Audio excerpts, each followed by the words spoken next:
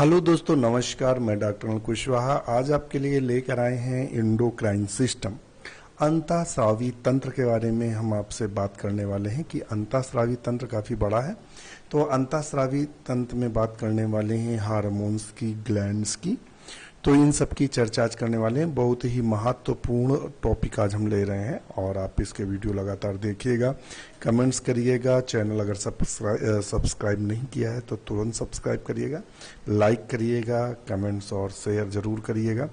तो शुरू करते हैं आज का video. Endocrine system, endocrine system की कुछ भूमिका भी आपको बता दें या इंट्रोडक्शन बता दें।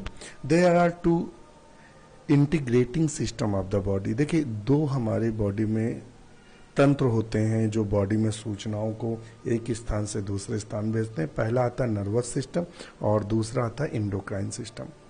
नर्वस सिस्टम और एंडोक्राइन सिस्टम जो दोनों होते हैं वो इंडिपेंडेंट होते हैं, एक दूसरे पे निर्भर नहीं होते हैं, स्वतंत्र रूप से काम करते हैं। दूसरा, आपको ये भी बताते हैं कि हैक्सले नाम के साइंटिस्ट थे, लिखते चलिएगा अगर आप कॉपी पेन लिए हो।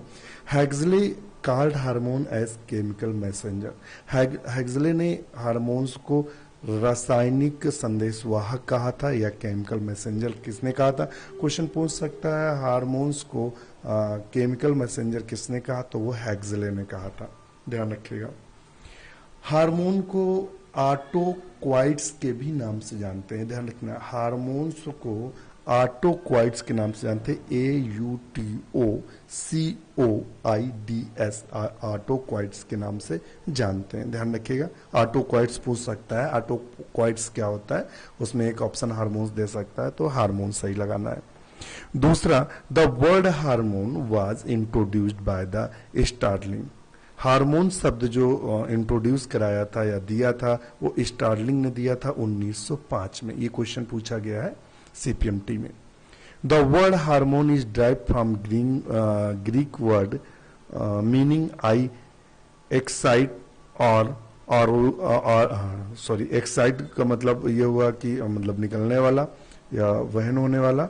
The word hormone was first use the reference of secretin and gastrin. तो जो हार्मोन शब्द दिया गया था वो गैस्ट्रिन और सिक्रेटिन जो हार्मोन थे उनके रेफरेंस में दिया गया था, ये भी ध्यान रखिएगा। First hormone discovered by secretin, पहला हार्मोन जो डिस्कवर्ड किया था वो सिक्रेटिन हार्मोन था और वो बाइलिस के द्वारा खोजा गया था, बाइलिस के द्वारा, और बाद में स्टार्लिंग के द्वारा 1903 में। Hormones are secreted by ductless gland, ये डक्टलेस होते हैं, ये ब्लड के साथ चलते हैं, ध्यान रखिएगा। दूसरा, हार्मोन्स रेगुलेट मेटाबॉलिज्म, उपापचय क्रियाओं को, ग्रोथ को, सिक्रीशन को, डाइजेशन को, एक्सक्रीशन को, रिप्रोडक्शन को, सबको प्रभावित करते हैं। विज्ञान की वह शाखा जिसमें हम हार्मोन्स का अध्ययन करते हैं उसे एंडोक्राइनोलॉजी के नाम से जानते हैं। क्या बोलते हैं? एंडोक्राइनोलॉजी के नाम से जानते हैं। The father of endocrinology, endocrinology के पिता कौन है? तो थॉमस एडिसन को हम जो एंडोक्राइनोलॉजी है उसका पिता कहते हैं। The father of endocrinology is Thomas Edison. This first endocrine disease reported Addison disease, क्योंकि इन्होंने पहली हार्मोनल एक डिजीज खोजा था जिसका नाम एडिसन था, इसीलिए इनको। तो अब अपना वीडियो शुरू करते हैं। जैसा कि आप यहाँ देख रहे हैं, endocrine gland and their function. पहले एंडोक्राइन चूंकि बड़ा चैप्टर है तो उन्होंने अलग अलग टॉपिक, अंतःस्रावी ग्रंथि और उनके कार्यों पे चर्चा हो रही है। Parathyroid gland is essential for the maintenance of, जो पैराथायरॉयड ग्लैंड होती है उसका कार्य क्या होता है? पहला क्वेश्चन है आपके लिए, आप आंसर दीजिएगा देखकर।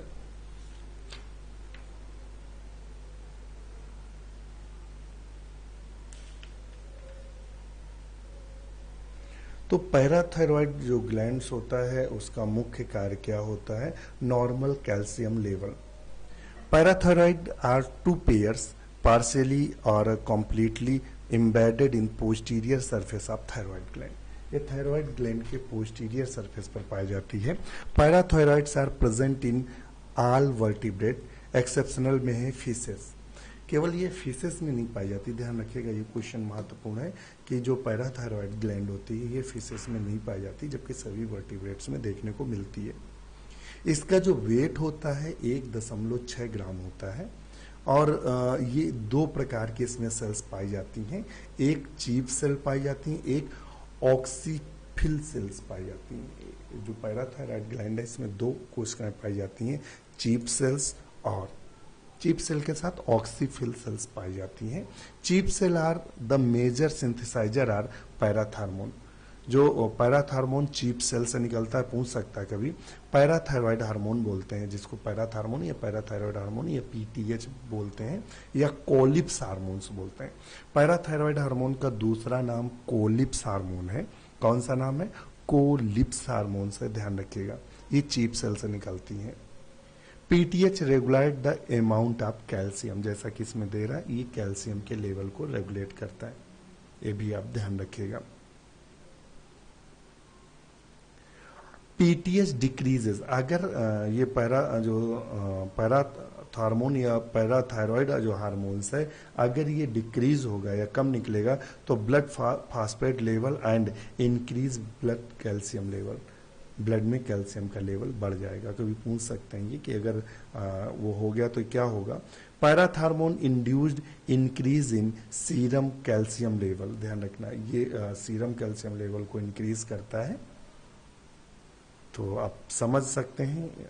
दूसरा हाइपोकैल्सेमिक टेटनी करता है, जो पैराथायरॉयडिज्म रिजल्ट इन, अगर कम निकलता है तो skeleton muscles fail to relax causing hypocalcemic tetany, यानी हमारे जो वो होते हैं मसल्स होती हैं ऐंठने लगती, टिटनेस के लक्षण आने लगते हैं।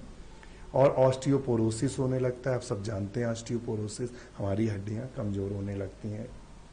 तो और हाइपर पैराथायरॉयडिज्म से अगर ज्यादा निकल आए तो क्या होगा, अगर ज्यादा निकल आए ये तो फिर क्या होगा। तो अगर ये ज्यादा बाय द वे निकलता है तो result in osteitis fibrosa cystica, normal bone tissue is replaced by the cavities that are filled with the fibrous tissues. हमारी जो कैविटीज होती हैं वो फाइब्रस टिश्यू से भर जाएंगी, तो वो हमारे लिए एक समस्या खड़ी कर देंगी, तो ये बीमारी उत्पन्न कर देता है, ओस्टियासिस फाइब्रोसा सिस्टिका नामक बीमारी उत्पन्न करता है। तो ये हमने, चूंकि इसलिए हम ये पूरी जानकारी दे रहे हैं कि पूरा का पूरा हमारी जो पैराथायरॉयड ग्लैंड थे, इससे कहीं से भी क्वेश्चन आए आप पूरे क्वेश्चन सॉल्व कर लेंगे। चलिए नेक्स्ट क्वेश्चन देख लेते हैं। Basal metabolic rate is control by which of following. तो बेसल जो मेटाबॉलिक रेट होता है वो थायराइड ग्लैंड कंट्रोल करता है, ध्यान रखना, कौन सी ग्लैंड करता है? Thyroid. Thyroid wise introduce by Thomas Wharton, इसको थॉमस वॉर्टन ने 1656 में बताया था, ध्यान रखिएगा। और ये बटरफ्लाई शेप्ड होती है, कैसी होती है? बटरफ्लाई शेप्ड होती है। और it is bilobed in birds and mammals, ये दो लोब में बनी होती है, ये तो चिड़ियों में या जो एवीज होते हैं उसमें भी दो लोब युक्त होती है, और मनुष्य में भी, यानी जितने भी मैमल्स होते हैं उसमें दो लोब युक्त होती है, ध्यान रखिएगा। फिर right and left lobes are connected by narrow non glandular median part is isthmus, ये दोनों लोब नॉन ग्लैंडुलर एक संरचना से जुड़े रहते हैं जिसको हम इस्थमस के नाम से जानते हैं। Thyroid is the ventral evagination of the floor of pharynx and is endodermal in origin. एक क्वेश्चन और पूछते हैं कि थायराइड ग्रंथि की उत्पत्ति कैसे हुई है? तो थायराइड ग्रंथि की जो उत्पत्ति हुई है वो इंडोडर्मल, इसकी उत्पत्ति हुई है। कैसे हुई है? इंडोडर्मल उत्पत्ति हुई है। तो आपको समझ में आ गया कि थायराइड की उत्पत्ति इंडोडर्मल है। खोजा किसने? तो इसको खोजा था थॉमस वार्टन ने, इसको 1656 में खोजा था। और ये बाइलोब्ड होती है किसमें? चिड़ियों में और मैमल्स में। और इंडोडर्मल ओरिजिन होती है, दोनों लोब इस्थमस से जुड़े रहते हैं। Thyroid gland is homologous to the endostyle of lower chordates, ये किसके समजात होती है? बहुत क्वेश्चन पूछते हैं, आप देखेंगे ये क्वेश्चन हजारों बार आया है कि जो इंडो स्टाइल होती है वो किसके समकक्ष होती है? थायराइड। या पूछ सकते हैं थायराइड लोअर कॉर्डेट में किसके समजात होती है? तो वो इंडो स्टाइल के समजात होती है। बहुत ज्यादा क्वेश्चन पूछते हैं।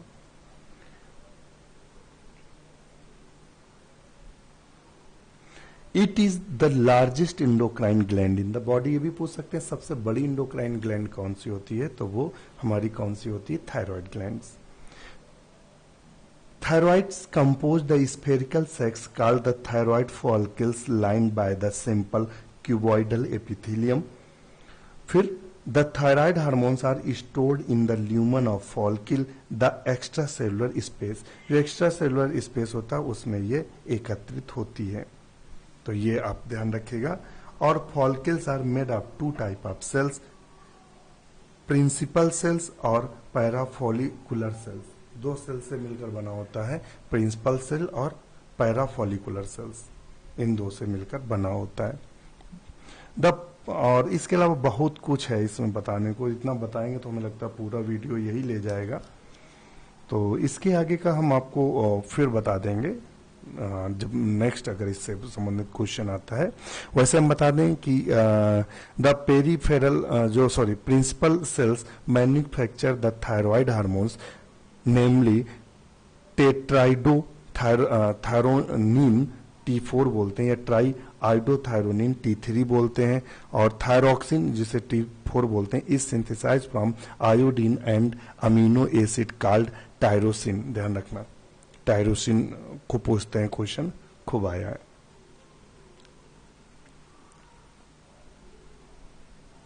एक और क्वेश्चन देख लीजिएगा, बड़ा अच्छा क्वेश्चन है। Kendall KENDALL 1914 was first to prepare crystal of thyroxine। पहली बार थायरोक्सिन को क्रिस्टल में कन्वर्ट किया था केंडल ने, ध्यान रखिएगा। और हैरिंगटन और बर्गर नाम के साइंटिस्ट थे, इन्होंने molecular structure of thyroxine study किया था, ये भी आप ध्यान रखिएगा। Secretion of thyroxine is inversely proportional to the blood level of thyroxine feedback mechanism। Thyroxine main function control metabolism, इसका मुख्य मेटाबॉलिज्म कंट्रोल करना। दूसरा है thyroid regulate the basal metabolic rate. दूसरा है thyroid increase catabolic produces energy increase the body temperature. These process is called calorigenic effect. ये calorigenic effect भी डालता है। अभी आप कमेंट्स करके बताइएगा तो इसके बारे में और जानकारी देंगे, क्योंकि बहुत लंबा मैटर है, अगर बताएंगे तो हमें लगता है यही निपटा देगा काफी क्वेश्चन। चलो एक दो तीन क्वेश्चन और देख लेते हैं। The secretion of hormone from the anterior pituitary are regulated by. तो secretion of hormone from the anterior pituitary are regulated, तो factor from the brain, factor of the kidney, factor of posterior pituitary और factor of, तो देख लेते हैं कौन सा है। D, the secretion of hormone from the anterior pituitary regulated growth hormones releasing factor secreting from the hypothalamus. Hormone that cause the milk ejection from the breast when the baby being सकेल is called, तो वो कौन सा है? तो वो oxytocin है। कौन सा? ऑक्सीटोसिन। ऑक्सीटोसिन जब बच्चा जन्म लेने को होता है तब भी ऑक्सीटोसिन की जरूरत होती है, ये हमारे गर्डल्स को फैलाता है जिससे बच्चा बाहर आ सके। Which of the following is known as the emergency hormone, तो जो इमरजेंसी हार्मोन्स होते हैं वो एड्रिनल से निकलते हैं। विच of the following glands is called 4S gland, तो 4S ग्लैंड किसको बोलते हैं? एड्रिनल कार्टेक्स को बोलते हैं, जिससे S sugar, S1 salt relating, sex hormone, source of energy. तो दोस्तों आज के लिए इतना ही। वीडियो कैसा लगा कमेंट्स करके बताना भूलिएगा। इसी के साथ नमस्कार।